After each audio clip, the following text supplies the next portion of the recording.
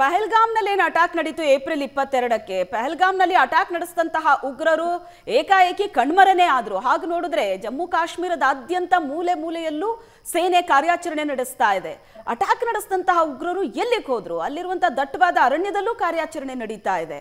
ಹಾಗಾದ್ರೆ ಪಹಲ್ಗಾಮ್ ಅಟ್ಯಾಕಿನ ನಂತರ ಉಗ್ರರು ಎಲ್ಲಿಗೆ ಹೋದ್ರು, ಏನಾದ್ರು ಅನ್ನೋದರ ಬಗ್ಗೆ ಸೇನೆಗೆ ಇನ್ಫಾರ್ಮೇಶನ್ ಇರಬಹುದಾ?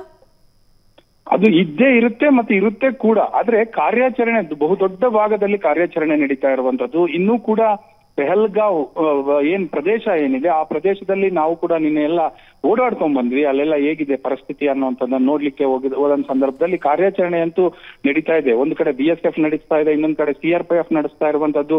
ಈ ರೀತಿ ಪ್ರತಿ ಭಾಗವನ್ನು ಕೂಡ ಹಂಚಿಕೆ ಮಾಡಿಕೊಂಡು ಒಂದೊಂದು ಏನು ಪ್ಯಾರಾಮಿಲಿಟರಿಯ ಜೊತೆಯಲ್ಲಿ ಸೇನೆ, ಜಮ್ಮು ಕಾಶ್ಮೀರ ಪೊಲೀಸು ಎಲ್ಲರೂ ಸೇರಿಕೊಂಡು ಸ್ಪೆಷಲ್ ಆಪರೇಷನ್ ಗ್ರೂಪ್ ಅಂತ ಒಂದು ಕ್ರಿಯೇಟ್ ಮಾಡಿಕೊಂಡು ನಡೆಸ್ತಾ ಇರುವಂತಹ ಕಾರ್ಯಾಚರಣೆ ಇದು. ಒಂದೊಂದು ಭಾಗದಲ್ಲೂ ಕೂಡ ಒಂದೊಂದು ರೀತಿಯಲ್ಲಿ ನಡೀತಾ ಇದೆ. ಹಾಗಾಗಿ ಅವರ ಹುಡುಕಾಟವೂ ಕೂಡ ಇದೆ. ಅದರ ಯಾಕಂದ್ರೆ ಈವನ್ ವಿಪಕ್ಷಗಳು ಕೂಡ ಅದೇ ಪ್ರಶ್ನೆಯನ್ನ ಎತ್ತಿರುವಂತದ್ದು, ಮಾಧ್ಯಮಗಳು ಕೂಡ ಅದೇ ಪ್ರಶ್ನೆಯನ್ನ ಎತ್ತಿರುವಂತದ್ದು. ಇವ್ರು ಇನ್ನೂ ಸಿಕ್ಕಿಲ್ವಾ ಅನ್ನುವಂತ ಪ್ರಶ್ನೆ ಇದೆ. ಅವ್ರಿಗೆ ಸಿಕ್ಕಿದಾರಾ ಅಥವಾ ಹೊರಗಡೆ ಹೋಗಿದ್ದಾರಾ, ಹೇಗೆ ಏನು ಅನ್ನುವಂಥದ್ದು. ಯಾಕಂದ್ರೆ ಆ ಘಟನೆಗೆ ಕಾರಣವಾದ ಬಳಿಕ ಬಹಳ ಅಂದ್ರೆ ದೊಡ್ಡ ಕಾಡದು, ಗುಟ್ಟ ಪ್ರದೇಶ ಇರುವಂತದ್ದು. ಅಲ್ಲಿ ಯಾರು ಕೂಡ ರೀಚ್ ಆಗ್ಲಿಕ್ಕೂ ಕೂಡ ಕಷ್ಟ ಆಗುತ್ತೆ ಹಲವಾರು ಬಾರಿ. ಸೊ ಅಂತ ಪ್ರದೇಶದಲ್ಲಿ, ದುರ್ಗಮ ಪ್ರದೇಶದಲ್ಲಿ ಇವರು ಅಡುಗುದಾಣಗಳನ್ನಾಗಿ ಮಾಡ್ಕೊಂಡಿರ್ತಾರೆ. ಅದು ಒಂದು ಸಿಗುವವರೆಗೂ ಕಾರ್ಯಾಚರಣೆ ಅಂತೂ ನಿಲ್ಲೋದಿಲ್ಲ ಅಂತ ಈಗ ಆಲ್ರೆಡಿ ಭಾರತ ಸರ್ಕಾರ ಮತ್ತೆ ಸೇನೆ ಹೇಳಿದೆ. ಅದೇ ರೀತಿಯಲ್ಲಿ ನಡೀತಾ ಇರುವಂತದ್ದು ಕೂಡ.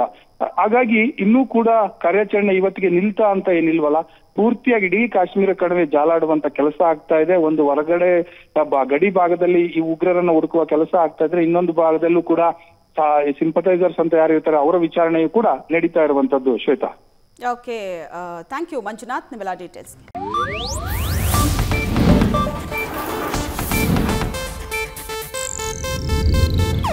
ಇದು ಏಷ್ಯಾನೆಟ್ ನ್ಯೂಸ್ ನೆಟ್ವರ್ಕ್ ಪ್ರಸ್ತುತಿ.